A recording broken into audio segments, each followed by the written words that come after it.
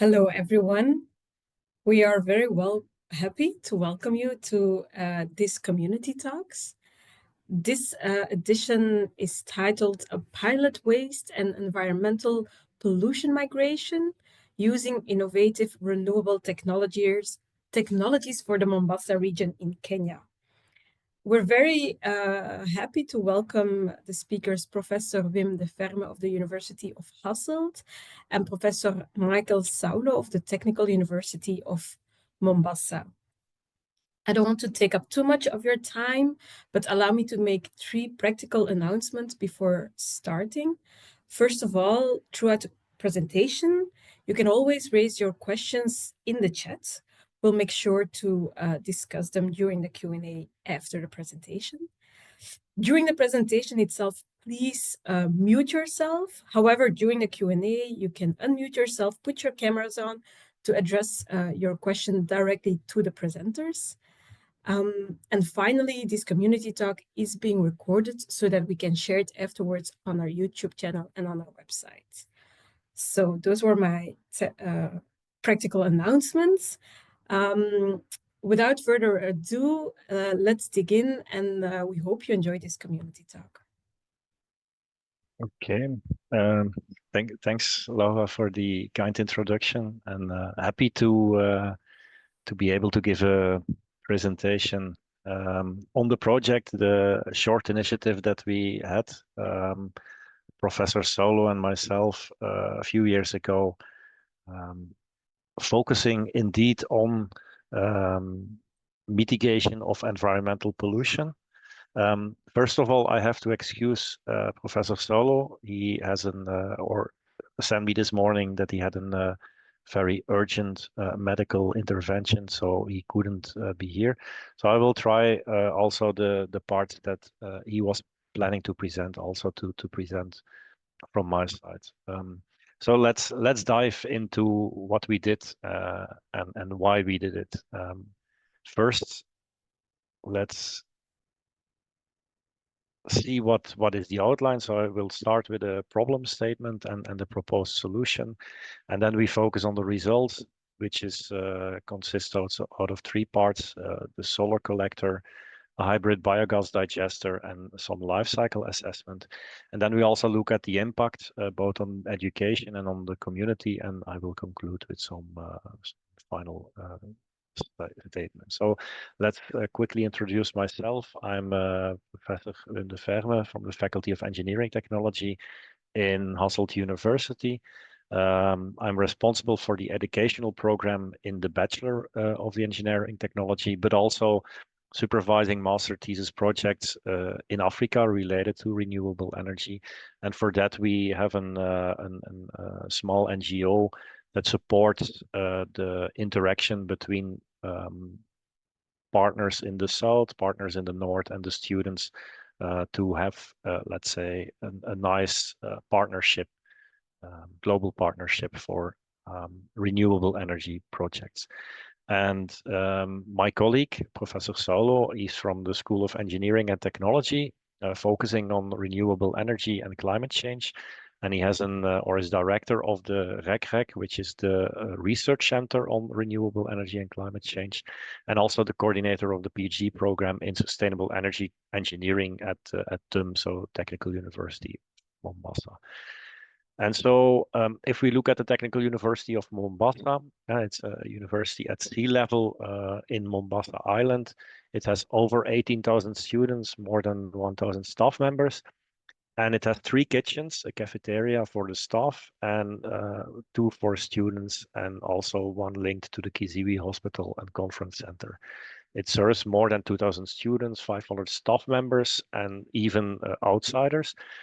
And we used this as, let's say, the use case in this project, because if you look at well, this is still the location of the university in Mombasa County. Don't want to go too much in detail, but if you look at the issue that we wanted to target, that is the use of charcoal and wood for combustion for cooking processes. You see that typically this is done inside, so you have a lot of combustion and thus also gases, polluted gases that come out of the combustion process that stay inside, and that's an issue for health. But on the other hand, using a lot of wood also to make charcoal and then for cooking, this is also leading to deforestation. So that these are two targets that we wanted to, or two issues that we wanted to target in this project and see if there and what are the potential solutions for this. So like I mentioned, typically it's firewood and charcoal which is used. Sometimes LPG gas is used.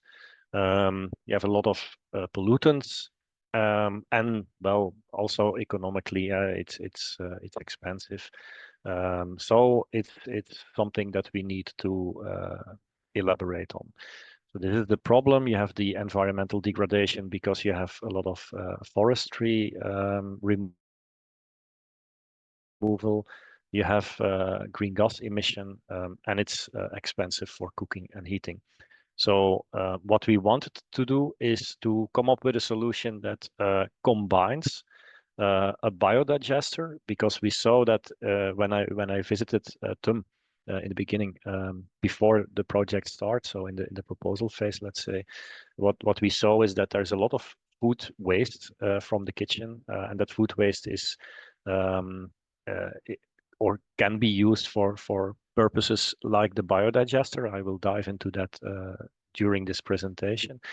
And we would like to combine that with a solar water heater to use also the available energy from the sun heat to bring water already to an elevated temperature before using external sources, fuels to bring the water to cooking. So trying to have clean and green energy for cooking purposes. So the first part is a solar heater. What we try to do is to preheat water to temperatures in the range of 60 to 70 degrees centigrade. And if you calculate that leads to, let's say, 65% less energy to further bring your water to boiling temperature. And the solution you will see is a flat plate solar collector, but we will explain that somewhat later. And then the second part is a biodigestion system. So there, I will also explain that in the next part. But let's focus on the solar heater itself. So the solar heater, there are a lot of different ways to use the sunlight, and especially heating for let's say heating up water and making hot water or steam. You have a spherical solar collector. You don't need heat exchangers, but you will see that the design and the compactness of the system will lead to a slow and low temperature gain. You can also do that via a batch collector. It's quite cheap, but in this specific installation, it is difficult for, let's say, installing it in a compact way. So that is something that is also um, an option, but not the one that we selected. You can also think about evacuated tube solar collectors. So then you bring the temperature already to boiling point because you evacuate the tubes. But it's expensive and it has a very difficult design. And if something goes wrong, it's very difficult to maintain or to do maintenance. And finally, you also have a solar collector based on mirrors that are, let's say, put in some kind of parabolic shape. So you create a focal point, and in that focal point, you have your water. And then you can also bring your temperature to boiling point and even beyond that to make steam, for example. But also, this is expensive and takes up a lot of space. So in the end, we went to this solution. It's a flat plate solar collector. The reason for that is that we had some experience with it in a project in Ukunda in Kenya a few years earlier. Think it was 2016, 2017, where we constructed these flat plate solar collectors from local available materials. And we use that to heat up water also to 60, 65 degrees before cooking in a local primary school. So we had some let's say feasibility study already done. You see that you have an advantage. You can use a heat exchanger, but it's not necessary because you can also use natural convection to have your water flowing around into your flat plate solar collector. And it's the most known type of solar collector. You also see them here lying on roofs in Belgium. Disadvantage is that your panels need to be placed in some kind of optimal angle. Of course, there's a bit of variation there, but it needs to be installed properly. So that's what we investigated, and the way that we did that is, first of all, we discussed about potential solutions, and then we constructed a team because the project itself, it was Professor Solo and me starting with the idea, starting to discuss. And from the research perspective, the implementation part, we said like, okay, let's try to have people at TUM, and then let's try to have people at U Hasselt working together. And we selected some students. So we had 2 students at TUM site, and we had 4 students from our faculty in U Hasselt University. And 2 of them, they went to TUM to design and install this flat plate solar collector.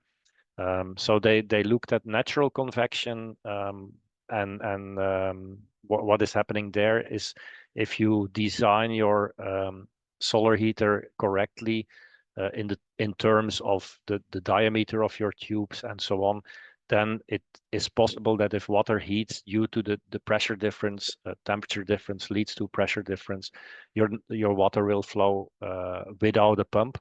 But to be sure that if that is not correct implemented, then it's wise to install a pump there, such that you can use the pump. Of course, it needs a bit of energy, but you can use the pump to flow around your water. And in such a flat plate solar heater, the water flows from left to right. In this graph, it's from right to left. So you start here with the blue line, the cold temperature, and then it flows through this collector to this side. And during the flow, the retention time of the water into the solar heater will bring it to elevated temperatures. So the students designed this and did some calculations. They also selected in the end a storage tank with a heat exchanger to be able to, let's say, have a big storage of water that you can select when you want the water to be used. So you have cold water that comes into the storage tank. You have the solar collectors, so the water flows through the solar collectors. In the end, we selected 2 to have there. And then, of course, once you have water heated, it is stored in the tank again, and you can take hot water out. So we did some tests. Here you see for one panel the temperature in the water tank and the temperature of your intermediate fluid, so for the heat exchanger. So this is in the end the temperature, the 33 degrees is the temperature that you reach within your water tank. So if you take 3 panels, then we could even go up to 69 degrees after, let's say, 10 hours of heating. So taking one full day into consideration. So this is the final design as drawn by the students, and this is the implementation where you see that we had to organize it in such a way that the inclination, the orientation of the panels was was done properly. So this is something where you see some of the students involved, but also some of the local a local company that helped in installing these plates. Here you see the water tank which is installed. So I said in the end we only went for 2 and not for 3 panels. Of course, you need an overflow. So if your water heats up too much and it would start condensing, sorry, cooking, um, So then you can have the steam going off. So this is an overpressure tank. And what you could see here is the temperature that you could reach. So this is a photograph of around 3 o'clock, where you see it's reaching 50 degrees centigrade, which is already quite nice. So these are some results from the project, where you see that we did a full week of testing, Monday, Tuesday until Friday, starting at 8 o'clock, measuring the temperature of the water, heating it up until 4 in the afternoon, having 55 degrees.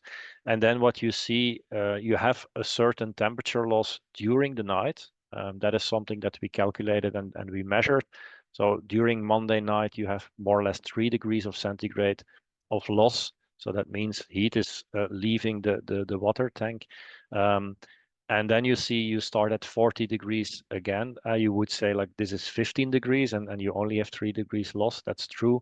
But in the morning we took some water, which at that moment was like 52 degrees, 3 degrees of loss. Took some water out. That means we have to fill the tank again with cold water. And the combination of both then reached to 40 degrees. And so that what you see here is the same. We could reach up to temperatures around 60, 65 to even 70 degrees centigrade, only using sun. So that is an important step that we took. Then, of course, if you only have like 70 degrees centigrade, water is not cooking, so you cannot cook your ugali or your rice or something like that. So that means that you still have to use a second source to bring your water to cooking. And like I said, we wanted to use the kitchen waste to do that. So the kitchen waste, of course, you have to be careful. You need organic compounds, because if these organic compounds are installed into some kind of system that is fully enclosed, you will have what they call anaerobic digestion. So you create bacteria. Those bacteria, they will start this digestion process, and you create two flows. You create biogas, so you create a gas which is coming out, and that gas is a combination of approximately 60-65% of methane and carbon dioxide and still a few other things. So it's the methane that is important, that you can use for the cooking. So bringing that to as high as possible is of course the best. That's something I will explain in the end. You have a second flow, so the digestate, like they say, that is the feedstock. So the organic waste that you put in creates gas, but in the end, it also creates some kind of small waste stream. But that waste stream is um, very useful to be used, because it has a lot of nutrients to be used on the field also, when you grow crops, for example, to to use that to promote the growing process. So also that is something, a byproduct that can be used. But we focused on the biogas, so on the gas that comes out of the anaerobic digestion. Here you see the caloric value, so that is the cooking power, let's call it. So of course, for biogas, you can compare that to LPG, so to other gas sources or to diesel, petrol, kerosene. And you see it's a bit lower in power generation, but it also has a much lower CO2 emission. So that means that we can surely do something with the biogas that we create from kitchen waste that is anyway not used afterwards. So there are different ways to do the anaerobic digestion. Here you see 4 different types of digesters, sorry. Um, the first one is the floating drum. This is, let's say, a drum which is placed here over a hole in the ground, in which you have your organic waste. So that's what we call the feedstock. And then because it's in a water tank, so it's completely surrounded by water, and your floating drum is in that water. When gas is produced, it will push up the floating drum. You have some overflow, some outlet, so that is for the digestate. And here you have the gas pipe. So at the moment that you want to use gas, you can take the gas out, and your floating drum will go down again. Second one is the fixed dome. This is a fixed system, concrete with it, typically more or less completely within the ground. And then, of course, when gas is produced, the gas can come out in this direction. But if you close it here, it will push your slurry to the overflow tank, and the digestate comes out. One of the downsides of this system, if this is closed, then some of the digestate, which is not completely digested and there's still some gas available, will also go to the overflow tank. So you lose a bit of efficiency if you do not control your gas channel here perfectly. Then a third one is a balloon type, which is in principle the same as this or this type, but now with a balloon, with a flexible material that can expand when gas is being created, and then you can use external pressure to push the gas outside via the gas pipe. So you have to push it outside. And then the last one is the garage type. This is a box that is created, and that box can be placed inside in a house or in a garage to be used. So we had two other students that looked at that. They did a full literature study, and they said like, ah, yeah, well, like I mentioned here, this system, for example, has some issues. So there's problems concerning the gas storage, so you need an external gas holder. There's also a problem regarding the efficiency. Like I said, that you can have overflow digestate that still has gas content or still is not completely digestated. So they came up with an innovative design, and they called it a hybrid biogas installation, where they combined this system with a balloon type system, so that at the moment that you have overflow and there's still availability of gas, material feedstock that contains the ability to create more gas, then you can increase the efficiency. And so they looked at the construction, how can that be done? Can that be with a balloon type? Can that be with a fixed one? And so on and so on. So in the end, this is the final schematic of what has been designed and later by two other students implemented in the field in Mombasa. So you have your overflow tank here. So the fixed dome, the overflow tank, it goes to the balloon type at the flexi biogas digester. And so you have two steps where you have gas creation, and you see here gas comes out, here biogas comes out. It is going all to the gas holder, and then the gas holder is connected to your cooking stove. And here you have your digestate tank. So this is, let's say, the material that is a byproduct, and that's also can be used later for the field growing crops. Here you see some pictures of the construction of that system. So we had a place designed on the university campus to create it close by one of the biggest kitchens. So we started constructing the fixed dome, as you can see here. And then, of course, you need the dome to be able the gas to come up and concentrate in the top point for the gas to go out. So that's the gas outlet. What you see here, of course, once this is the system. You have inlet systems. You have outflow systems, like you can see here. So it's a big construction. Here you see the flexible, so the balloon type system. So the gas, sorry, the feedstock which is coming out of the fixed dome is going to this balloon type, and there you also have gas creation. And then of course you have to do some piping, so you have to bring all the gas from these 2 points to this area where we collect everything and where we can connect it to this type of system. This we used this manometer we used to see if there is gas produced, and so we could easily see gas production.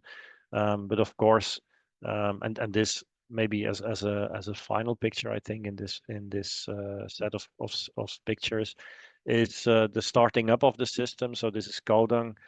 So they bring some material to start with, to start up, to kickstart the digestion chamber. And then daily you have to feed it with your organic waste in the feedstock system. And this is the final picture. So you see one of the students sitting here. But this is the fixed dome digester. This is the input. This is the output. Here you see the overflow towards the balloon type, and then everything is connected to this location where a cooking fire is placed. And that cooking fire, we have some videos that show that it exactly works. So this is connected to this biogas stove. So biogas is coming in. And then if you look at the video, you can see that we have some creation of a fire from biogas.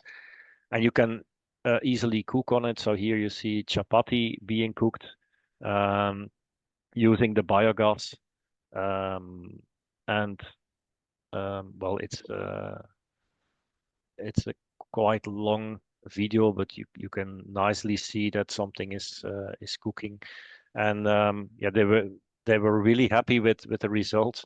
So they also shared it with people to show that if you have water, you can bring water to cook by using the biogas. So and then of course that is the nice thing if you combine both. If you take water at, let's say, 15 or 20 degrees centigrade, you first heat it with a solar heater. So you have water of 60, 65 degrees, then put it into your cooking pot and then use biogas from organic waste from the kitchen. You can bring it to cooking, and so you have a perfectly let's say renewable and green way of cooking, not using any firewood or charcoal anymore. So that is also something that in the end of the project, the colleagues at TUM went into calculating what is now the life cycle assessment. How does it compare to other ways of cooking, firewood, LPG, and so on. To be able to understand the impact of it. So that means you look at what is the cost of putting up such a system? What is the cost of the biogas that comes out? So the cost of the cooking process itself compared to different um, other ways of other fuels. So to do the life cycle and assessment, we split it up again in the biogas production and the solar water heater. What you see here is all the things that are needed for the biogas production, going from food waste, solid content, and so on, up to for the solar water heater, different aspects of what is achieved.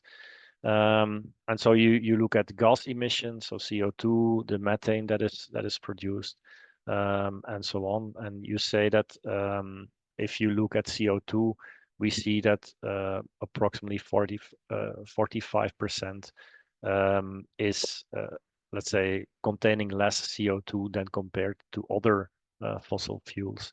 So for the hybrid biogas plant, if you compare 250 kilograms of firewood, 160 kilograms of charcoal, or 70 kilograms or volume, I guess, of LPG, the equivalent of biogas is 10 cube meters. We could produce 4 cube meters in the system, so we still have a deficit of 6 cube meters.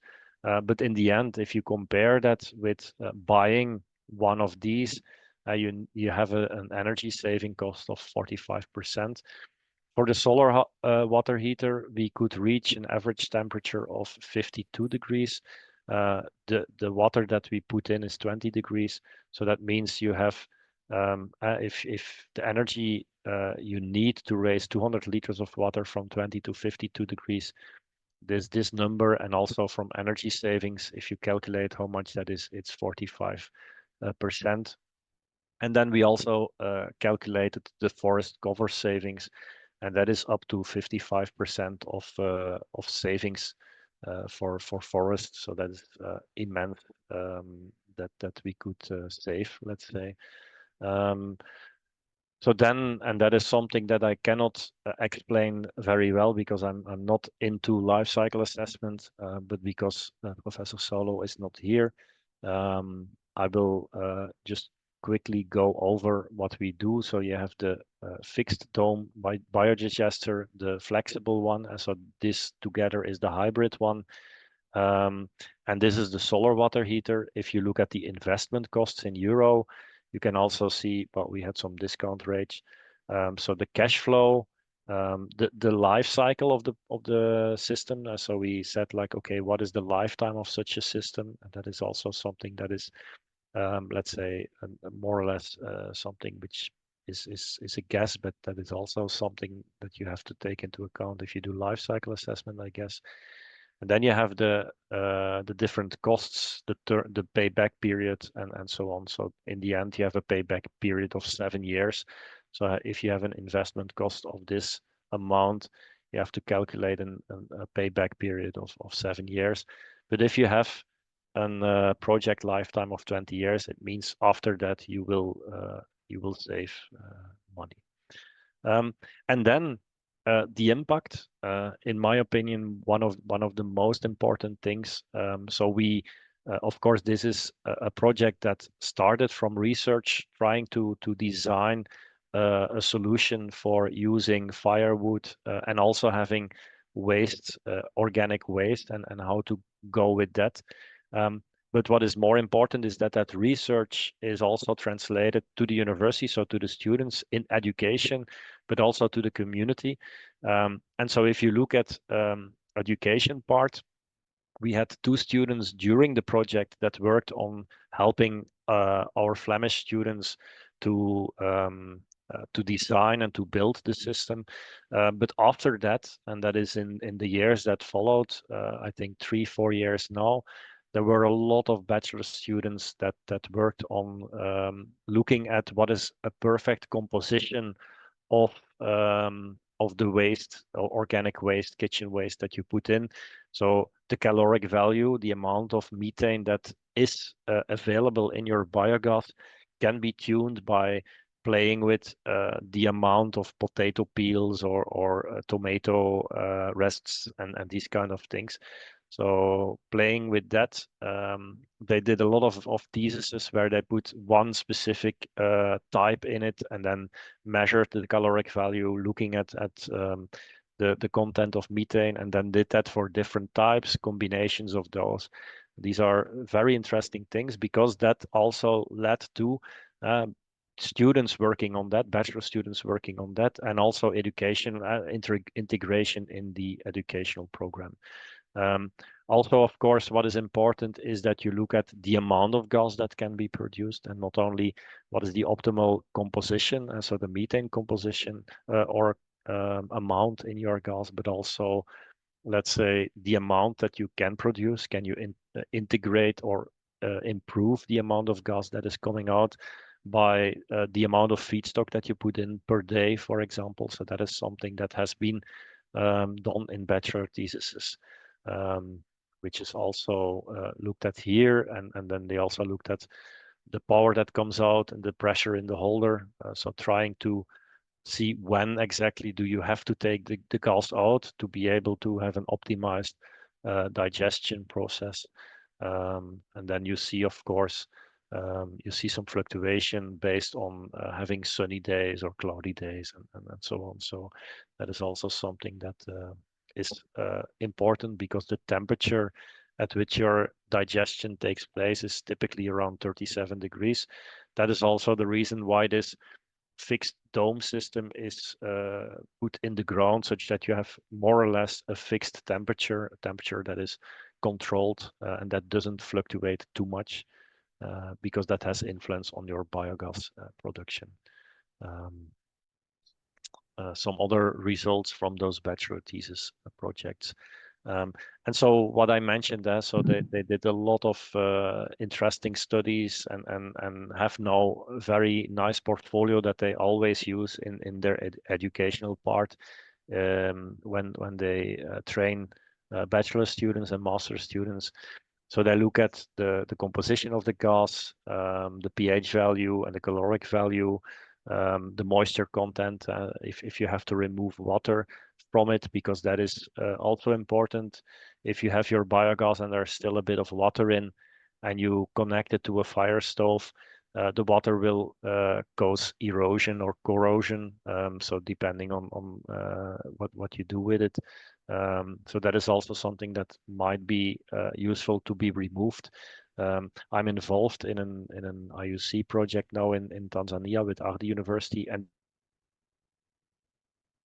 I'm afraid there is an ago, I think. interruption. Um, Sorry, yeah. I'm not sure if it was only me, but there was a small interruption, but it seems to be resolved. So sorry, go ahead. Okay. Is it still okay? Because indeed my PC is saying that my internet connection is slow. Yeah, it seems to be fine now. Yeah, Okay. So thank you. okay.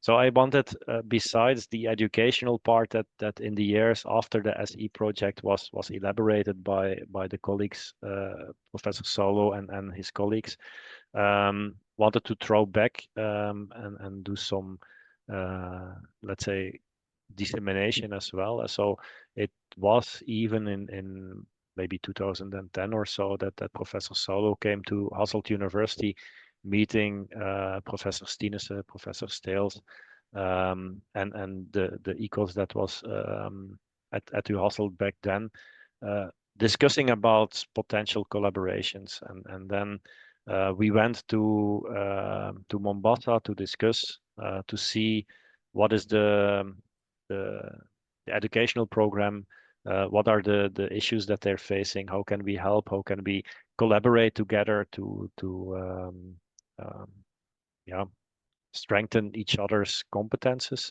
And that I find very interesting. It's also strengthening competences of our students and our expertise. So it's a real interesting collaboration. Um, of course, dissemination is about the results and communicating the results. We went to a lot of primary and secondary schools to talk about renewable energy. Here you see Professor Solo doing that in a local school.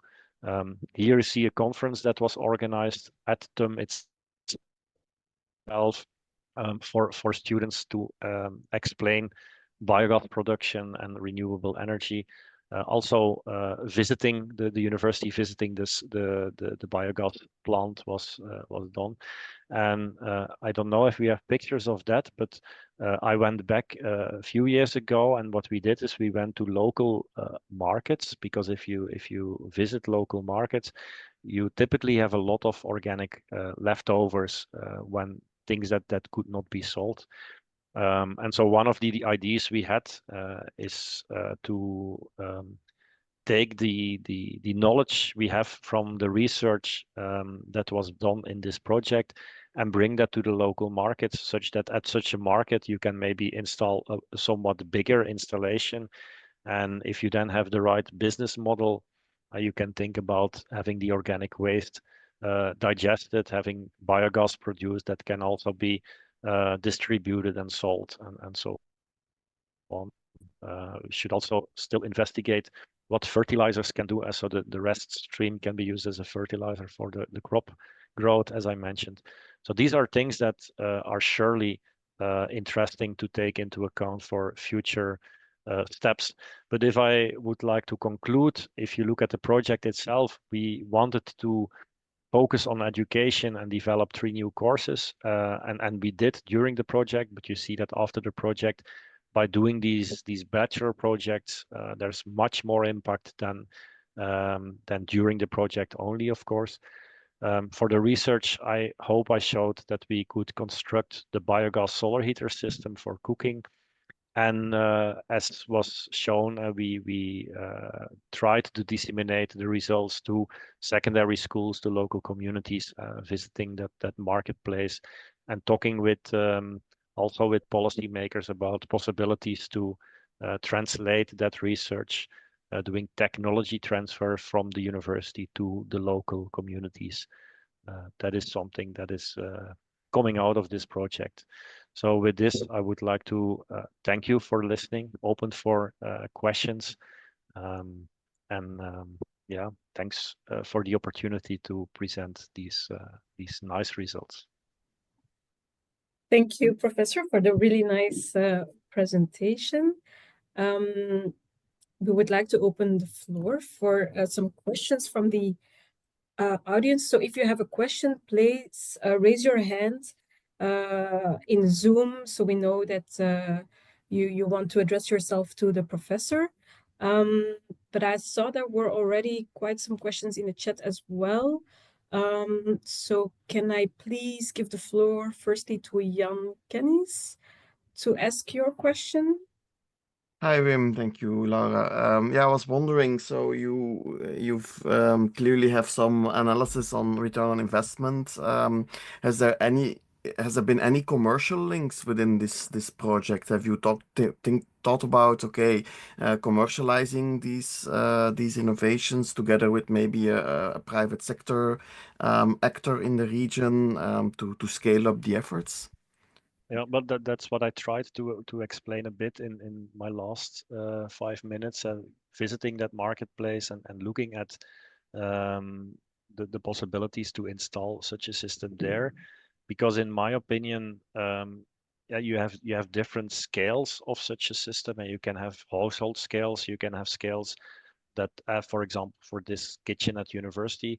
But even if you go bigger, you go to industry or you go to marketplaces, it becomes even much more bigger. And then you have to do, in my opinion, you have to do an economical study to see what is the investment cost, what is the return on investment, how can you, let's say, um, organize that.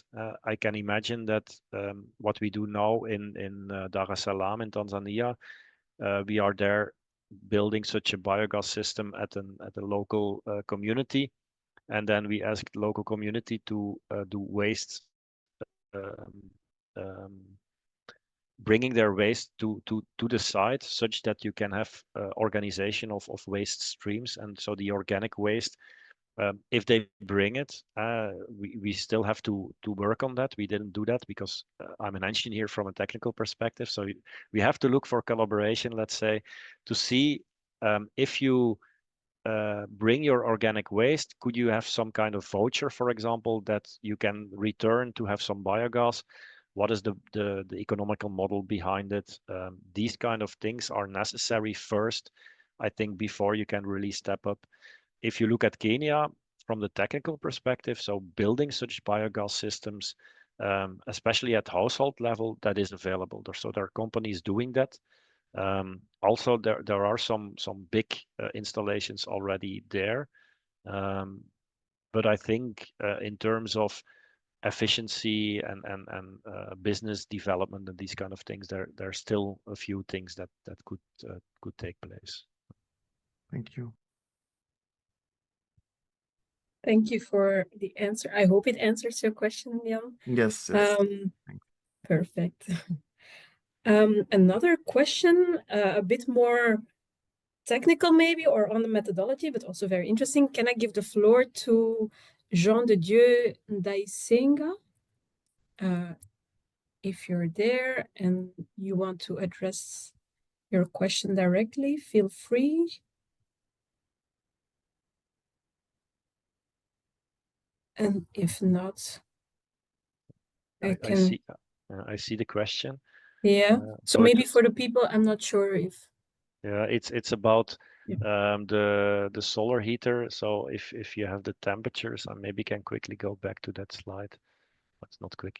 Uh, so there we mentioned that you have losses of temperature overnight, which is logical because your water tank is not completely isolated. So if you want to reduce that, you have to isolate it or better isolate it, but you will always have a bit of temperature loss. But the question is here on Wednesday, it was quite high. Um, I'm not sure why that is. I have to dive back into the thesis of the students, but I can imagine that temperature differences could play a role there. Or maybe there was some water taken just before the measurement was taken. So that is something that that could be. But yeah, well, let's say approximately 3 to 4 degrees of temperature was lost during the night for this system. So if you isolate it better, it can be reduced. So that I think is answering the question of or that question. Okay, thank you. Um, so again, to the people who haven't raised their question in the chat but want to, feel free to do so directly. And meanwhile, we can go to the question of Nicola Okeyo. If he is not able to use mic, I can read the question. So biogas methane production, as highlighted, seems highest as compared to other fuel source. As we understand methane contribution to climate crisis as a greenhouse gas, does this volume produced by biogas system worry with respect to climate change? Good question. Well, if you look at methane, so CH4 as a source for cooking, what you do is the combustion of it, and so the CH4 then with the oxygen creates CO2, and that is especially let's say an important gas to take into account, and that you will surely have. As I mentioned in the presentation, of course, what would be nice is that you can capture this CO2 and then transform it back into something useful. That is something, by the way, that we do in Energyville in the, let's say, the fundamental research to see if you can do CO2 capturing and then transform it back into something useful. But I see that Ludirik wants to add something there. I have a separate question. Ah, okay.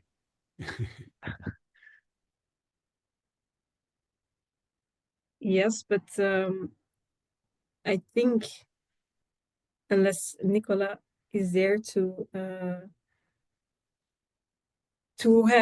ask additional questions, otherwise we can go to the question of Lou Dirk. Thank you. Wim, a great presentation. I'm glad I could assist. For those who don't know me, I'm Lou Derrick. I'm the Belgian honorary consul in Mombasa. I'm currently in Mombasa, about 1 kilometer away from TUM main campus. And thank you for the great work that was done in this aspect. And as you know, we are working together now on a proposal for a real IUC project, and that I really hope will be selected because this is a great university, a new university that can use all the support it can muster, also from Belgium. Now, I'll start with an anecdote. I arrived in Kenya before most of you guys were born, and that was at the end of the 1980s. And our landlord was an economist who had studied in Germany, and he had very good contacts with GTZ, and he lived in Karen, and he rented out his house in Kileleshwa in Nairobi. Now, so the landlord, when I came to his house in Karen, it was half a farm. In those days, there were still farms in Karen, and in there I saw first of all the showers were with solar boilers at the end of 1980s, and then next to the cows, the few cows he had there was this big installation, a biodigester, fully equipped with the help of the German GTZ experts that were his friends and that helped him. So already in the 80s, we had this technology, and actually in practice in Nairobi, And yet, so I'm coming to the question now, what can be done to accelerate use of this clearly available and great technology in order to get to all the environmental and economical impact that we can get through this. And to finish the anecdote, the small story, later the daughter of the house married someone from the Uhuru, from the Kenyatta family.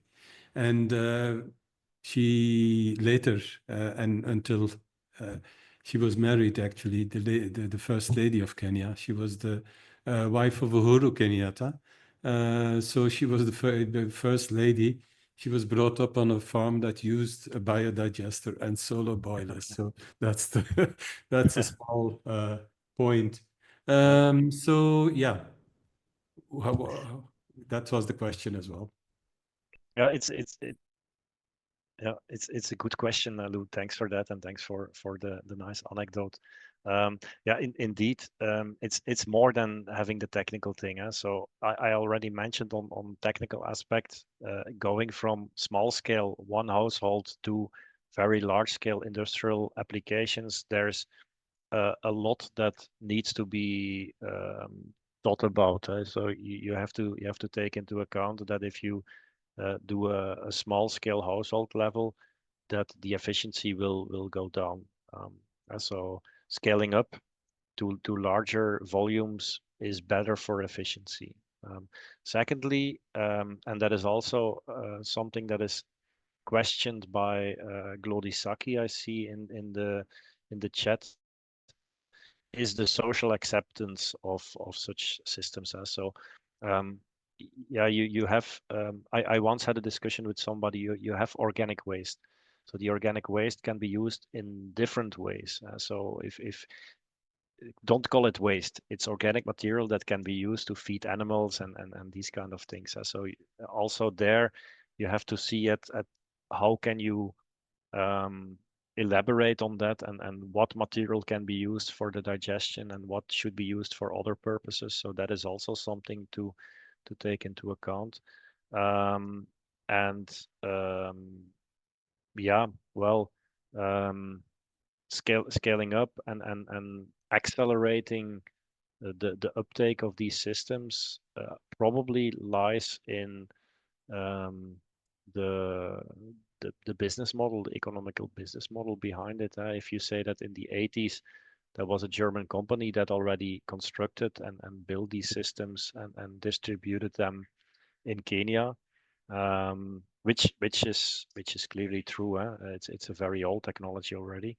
Um, it seems that there still is some, let's say, economical um, fine tuning needed. I don't know how to say that to make that also um, feasible. If you have companies building these systems, if you have companies that, and maybe that is the issue. I'm not sure. I'm just thinking out loud, but maybe that is the issue, that you need also somebody that is responsible for the system and that also has financial return on investment. So you have a company that can build the biogas system, but if it's a small scale, household scale, it's for your own use and the efficiency is quite low.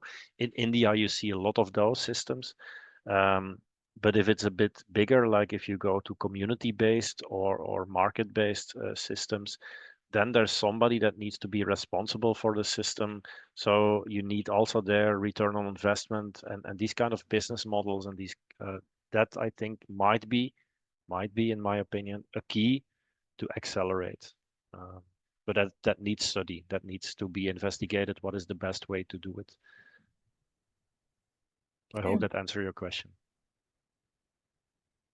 Thank you, Mr. Lou Dirks, for the question, and Wim for the answer, and also Glody Saki for having pointing out the maybe more social condition or reflection on this.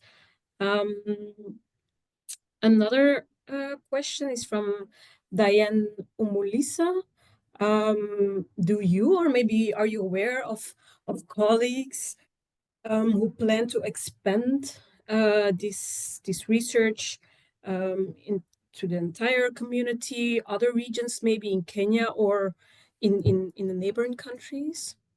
Yeah, well, we were discussing like Lou already mentioned that. So we are now looking into an IUC project. We also submitted a smaller project a few years ago, also to see how can we now transition from the university system itself to probably local market or something like that. Um, that means you have to construct a team both in TUM and at the level of the Flemish universities. If we look at this constellation, let's say, where you have not only technical experts but also economical experts, business management, these kind of things, social awareness.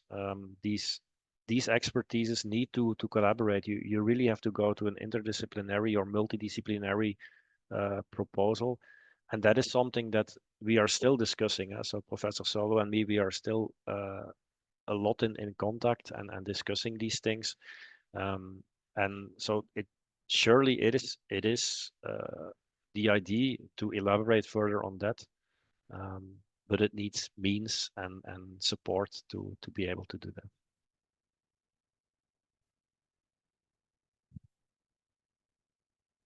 Great, thank you. And yeah, we wish you good luck with hopefully the other projects will pass and you'll be able to continue this great work. A last question, I'm afraid, because we're going towards the end. But the last question from Sir Frank Mbize. So they have some experience. They did some biogas experiments at the Mwenge University, but didn't see any results. Can you maybe share some of your experience or insights on what might have gone wrong there? What made them fail to get the results? It's maybe a broad question. And secondly, how could one help the local communities that don't have the material to implement this?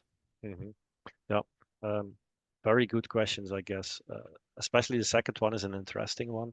The first one is difficult to answer, of course, because it's a complete process. It can depend on the material that you put in, so the feedstock, the amount you put in, the frequency, so how often do you put it in, the composition itself, the system that you use. Is it completely closed? Is it maybe possible that gas can sneak out because you don't smell it, you don't see it, so it sneaks out. If it sneaks out, don't worry. It's not, well, it's flammable, but in that small amounts that sneaks out, you don't have to worry about it. But that could also be an issue. So my suggestion to Mr. Bize is to get in contact with Professor Solo, because then you're at let's say at national level, and I'm quite sure that Professor Solo would be happy to help, happy to discuss that. For the second one, how can we help local communities, as there is probably no investment and no material to implement it? That is exactly why we need to have this economic study and this social acceptance study, because if you have communities that have interest and that show like, okay, this is something that is very important for us, then doing an investment is something that, if you can build a business plan and you have people that can, let's say, support the investment, but get paid back over time, then this is something that could lead to something that can be installed in these communities as well. So yeah, that's an important aspect. Investment cost is relatively high as compared to daily buying your charcoal or your firewood, and that is something that needs to be taken into account when you develop business from this. Okay, thank you very much for also answering this last question. I think we answered all the questions and we have come to the end of today's community talks. So allow me to thank you all very much for attending this community talk. We appreciate your attention and participation. Sharing experience and insight is always very valuable, and we're grateful for everyone's contribution. But a special thank to our speaker of today, Professor Wim de Verme, for this presentation and discussion on this project between the University of Hasselt and the Technical University of Mombasa. And good luck with the future endeavors. I personally learned a lot, and I'm sure the audience did too. Looking ahead, we are excited also to invite you to our next community talk. That will be on a very different topic: oral literature for development, storytelling as a tool to discuss crisis situation, with case studies of Kenya and Ethiopia. And this is a collaboration between Jimma University in Ethiopia, University of Nairobi in Kenya, and the University of Ghent in Belgium. So this will take place on Wednesday, May 28th. Mark this in your agenda. We warmly welcome you to join next month as well. So stay tuned, follow our website and social media platforms for updates. And then lastly, we wish you all a wonderful day and hope to see you all in May.